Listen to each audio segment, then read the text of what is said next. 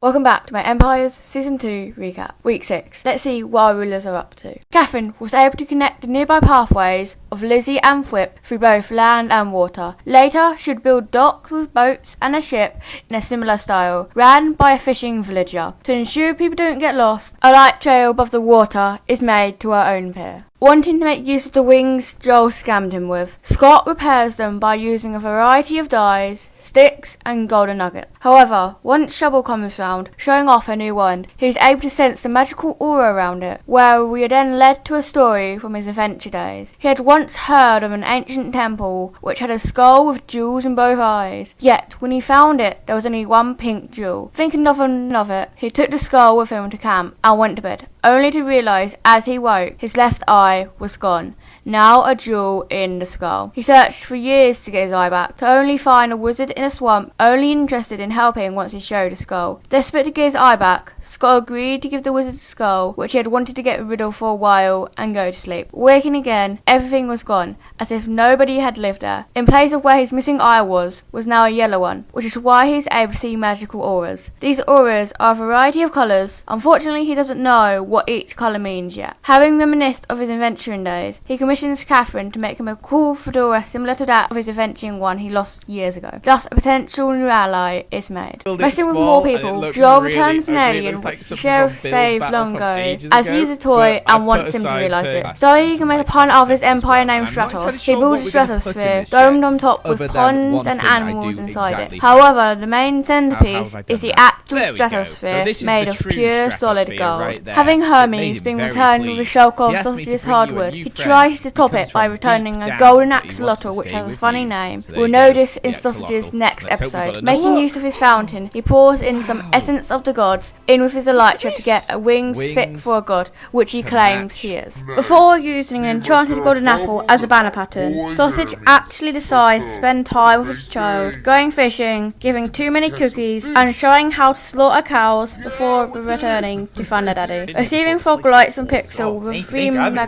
cube head, he goes back to his outpost on his bridge to restock. In the distance, despite nobody else being online, notices a figure. Have they found him, or are they a figure of his imagination? Knowing what it does, he uses his magic sparingly, so builds his town square by hand. While gone, Hermes returned by the fountain with Andrew Garfield, who subsequently put in the fountain, same Tom Holland, another axolotl. After trading frog lights with Whip and Sausage, Pixlriffs wants to move out of his hole inside of a mountain into a catacomb, which will also hold his storage. Then a treasure room, valuables. On the surface, a mausoleum. Inside, its wooden roof has begun deteriorating, seen dirt from above. The first tomb contains his wood, so he knows which is which. He has a ledger with punny names referencing each thing. Then a block swapper, showing the log of each wood when turning the ledger to page 2. However, he wants something to do all about his calcite on his mountain being stolen by Joel, which seems to have been barely used by him. So, the build, which is the main culprit, is encased with a glass box to prepare so, hopefully sending the message across while then putting calcite back into the mountain. Even if she still technically is able to do magic, Shovel's use of it is now illegal, being able to be sent to witch prison, but the sheriff does not have to know about this. Using an old spell from a book with unknown writers, she's able to use magic essence on a mangrove wood to get a villager thing to trade mending books with, which seems to have a difficult spirit inside of it. Being able to telepathically send a banner idea to Sausage, she unfortunately isn't able to get the banner she desires, as it requires a pattern he does not have yet, so she recommended going to either Joey or Joel. Working on an entryway to an empire. I think I need to trim just these able ones to make where the a drooping entrance mangrove is, tree but fitted it's with beautiful. thick leaves and glowberries. And I think as long Then the as pathway anytime I below. take In front of it is a sign saying, "I know what you did." She destroys it. If there was no evidence, then it didn't happen. But Yet is it the just me, centre or of is the the Evermore fog is back still there unknown, and the fog may be getting thicker? thicker. Seeing Whip's offer to trade, she's able to gather up 3 stacks of iron blocks with some flowers to give him. Then in return, she is given 3 stacks of copper blocks. Yet she doesn't know why she was so scared to do so. Maybe friendly goblin, or caught on a good day, glad she's still alive. Putting that deal on the wall, she hopes everyone is nice as him and is able to be made happy by her while still being able to go home. Making a pumpkin farm next to an enchanting area, she decides to make a separate building face for it, with a pathway so it can be accessed. Yet she doesn't know where the ideas are coming from. Maybe where she used to live looked like it. The sheriff being the constant Bob the Joke, getting a constant door door opening and closing trap underneath his base. Al with a Toy Story alien within the crater. He has made some improvements by adding rocks and a couple patches of wheat farmland. Like everyone else, he has an essence. His is the essence of the law, which is able to change the design of armor pieces. He first uses it on his wings, getting a sheriff back on the back on top of a brown background. Even with people getting wings, it's inconvenient for people to climb in and out of his empire. So he blows a hole straight through a part of the mountain and puts a decorative train track through it. Yet 3 stacks of anvils isn't enough to even go halfway through the tunnel. All of Sausage's buildings in the town square now have purposes: an inn, flower shop, clinic, art studio, library, hermage room, post office, and a potter. However, the fountain reminds him of his own childhood, how it was his favourite place to hang, with everyone being happy. Some were blessed. He was blessed in being able to speak to animals, telling him stories, surprised he was able to understand them. That day was also the day he met Bubbles. His mum worked at the castle for long hours, so Eddie took care of him as nobody knew who his father was. But it wasn't long until he found out that his mother had unexpectedly died at the castle, permanently residing here with Eddie. Eddie would have been the greatest blacksmith out there, being able to make weapons 10 times stronger than anything else. So as he grew, he was taught how to be a blacksmith, sometimes even falling asleep at the anvil just to improve his skill. But the king hadn't always been a tyrant. The magic which he had once protected had corrupted him, resenting those who were born gifted as he wasn't himself. This resentment caused him to consume and drain all of the Empire's magic for himself, killing people in the streets, and because nobody was able to combat this, everyone was slaughtered whether they had a gift or not. Sausage wanted to save as many people as possible, but was insisted to run as far as he possibly could and then make a place for the survivors by Eddie, which he did right until he saw the campsite. This was called the Great Purge. But the king, wanting everyone dead, hired assassins to go hunt down Sausage, wanting to be certain all of the magic being gone. Special thanks to his good friend Sabira for doing all of the drawings and the Sanctuary logo. Follow her on Twitter, by the way. To give back to Eddie, Sausage decides to build him a blacksmith of his dream, even fitted with a bed, desk, workstation, and basically all he could ever ask for in a blacksmith. This doesn't stop him from remembering to feed his child Popcorn, who can also change the weather and time of day. Kids are getting so powerful these days. Like many people this week, Whip's essence is also revealed, Goblin Essence, meaning he's able to turn villagers into small goblin ones. However, to guarantee a food supply, he breaks onto the nether roof and makes a hoglin farm, then finishing the tunnel to gems. So he can sell this to abscess of pork chops. Above the piggy farm, he builds a butcher's, which next to it has a watermill so the pigs can hang out there. Officially, this is the pork district, getting a flashy sign like the stone one above it. Deciding to be chaotic, he waxes half of Joel's copper